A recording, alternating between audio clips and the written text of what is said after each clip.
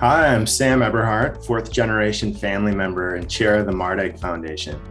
Hey, Sam, good to be with you today. And I'm Marcus Pope, Vice President and incoming President of Youth Prize, a nonprofit committed to increasing equity with and for Minnesota's Indigenous, low-income, and racially diverse youth. I also proudly serve as a board member of the Mardeg Foundation. Say, Marcus, it's been another crazy year, and who knows what's going to happen here in the near future. But when we think back on 2021, what grants or programs would you lift up as highlights for some of the work Mardeg's done? So I think about Emma Norton Services. Their mission is to provide transformational housing and growth for women and families on their journey of recovery. They provide housing and wraparound services that are person-centered, trauma-informed, and individualized for 300 plus women and children each year in the metro area. I also think about our work in Greater Minnesota. We funded Arrowhead Economic Opportunity Agency Incorporated that serves low-income households through access to technology, employment assistance, adult education, along with SNAP, MFIP, and MNsure navigation service. I should add that we saw a record-breaking number of applications in 2021, 423 in total. Given the 135 foundation grants we were able to make, which one stood out to you, Sam?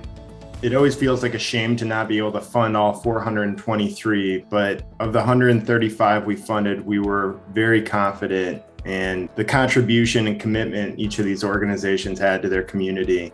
One in particular I want to raise up was Anna Marie's Alliance in St. Cloud, Minnesota. One of the results of the pandemic is more people spending time at home, and we've seen an increase in domestic violence. So Anna Marie's Alliance has shelter programs, child and youth programs, along with prevention education that is really trying to address domestic violence head on and systemically. This work is really critical because adult survivors of domestic abuse suffer from a host of long-term physical health problems like heart disease, chronic pain, stress disorders, and arthritis. Women's physical injuries and mental health issues may interrupt or end their educational and career pathways, which leads to poverty and dependence.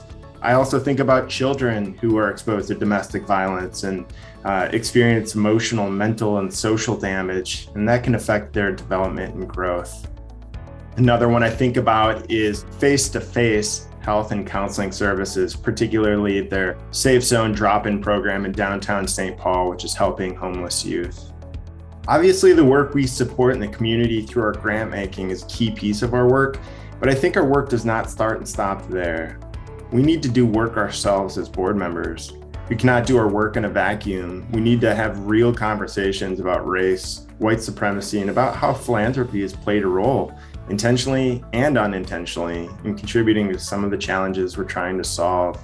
There's tremendous power in philanthropy and the money that foundations hold to impact their communities. So it starts with the people sitting on the board. And one of the ways I think the Mardeg Foundation can really think about that is not just how we give dollars, but who's at the table to help inform how and where we give dollars, and doing work on our own, being introspective about our own knowledge and understanding of the issues that exist in our society.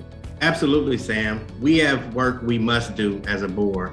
I think our decision to use Power Moves, a tool designed specifically for philanthropy, will help us determine how well we are building, sharing, and wielding power.